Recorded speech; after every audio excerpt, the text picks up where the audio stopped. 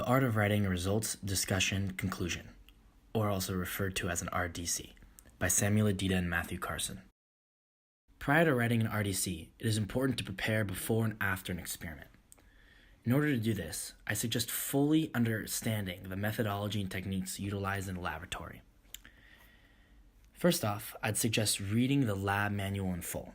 The lab manual is a great reservoir for important information on instrument use, instrument technique, and the complex chemistry behind every experiment.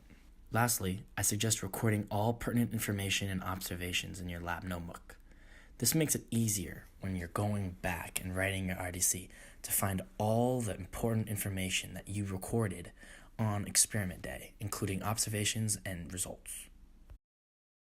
Skim the rubric to obtain key areas that need to be addressed in the report. I suggest creating an outline. Start paragraph by paragraph, starting with the intro and ending with your conclusion. From there, you can fill in body paragraphs. Start with a discussion of your methods and techniques used. Then, talk about how your results were obtained by each method or technique. Here's an example of an outline from a rubric. On the right, you can see an outline constructed from the rubric itself. Where you see the first paragraph, that's your introductory paragraph. Make sure to state your objectives and summary of your results. In the two body paragraphs, make sure to discuss the method and background knowledge, as well as the discussion of, in this case, standardization. Lastly, in the conclusion, make sure you write about everything that the rubric tells you to.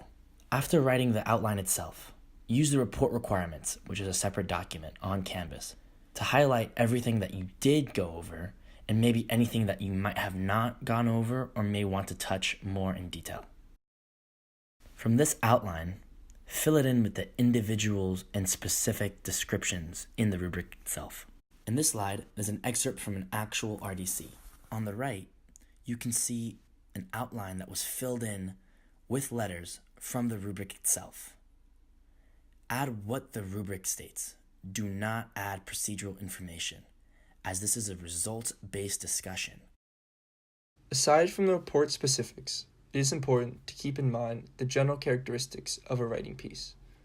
For example, paragraph structure must be well organized and flow well. Transitions are important and can help this flow from paragraph to paragraph. Passive and active voice must be maintained throughout the entirety of the piece, and they must both be mixed well together. This can be used to enhance the readability of the piece. There should be no grammatical or spelling errors, and this can be easily avoided with peer reviews and self-revisions. Size 12 font, Times New Roman, and 1.5 spacing should be used in any RDC. For the works cited, MLA format should be used, and there are a plethora of websites online to help with this correct citation. There are some key features that should be seen in every RDC. In the introduction, the objectives should be followed by results. Standard deviations should be used if there are more than two values, and the amount of trials should always be indicated.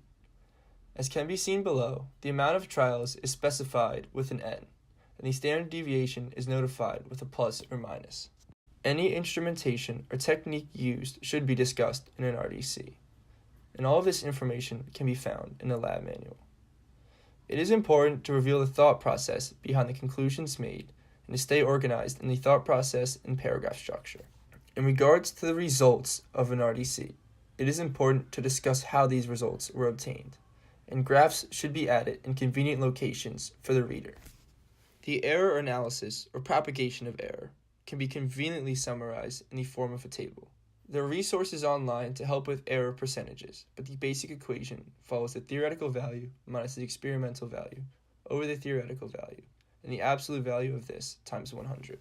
In the conclusion, it is important not to just repeat results, but to discuss the accuracy of each instrument, if applicable, and more importantly, to discuss the global significance of the experiment.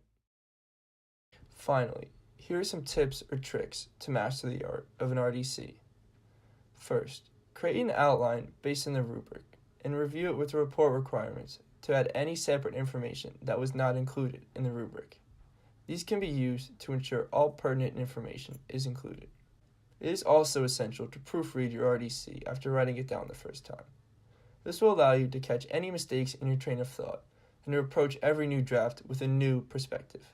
Utilizing peer reviews is also helpful, as your classmates are completing the same assignment and can help you remember important information that you did not originally have.